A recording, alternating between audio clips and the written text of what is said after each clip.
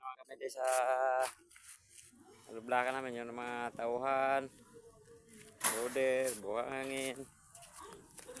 Yan, yo guys, welcome to my vlog guys ya.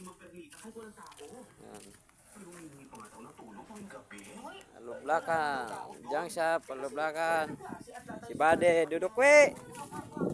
Anong trabaho duduk we? Lublak. Kaway-kaway muna sa vlog ko Bade. Guys, Bade, nagbibilad ng alublak. Yan guys, oh. Yan, Bade mga guys.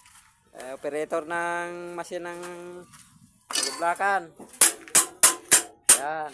Ito yung mix. Yung mini-mix niya yung mga semento.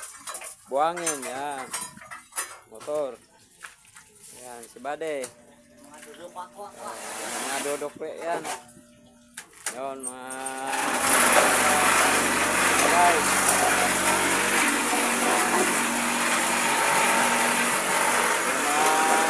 Sama namin sa kabila, nagbababa ng plastic ay kakargaan pala ng semento yun eh. Hindi pala plastic kakarga. Bade, oh, paturo lang kayo ni Bade kung ano gumawa ng alublak. Yan.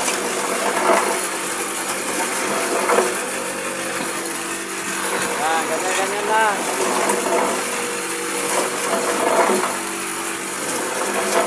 Nandun din sa kabila ang isa, yung magawa.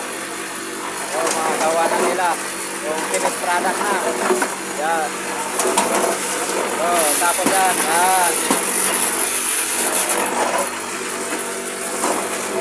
Okay.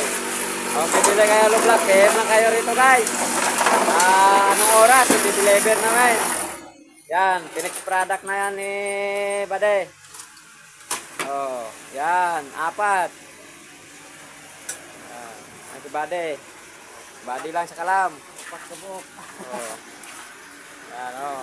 Maglalagay na naman sa ulit para pagbilad niya mamaya ay gagawa na naman.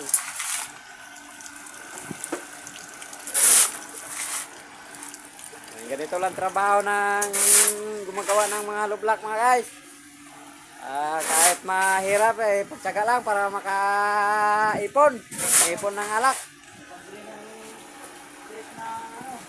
Manse. Bibilad na yan eh Dudukwe.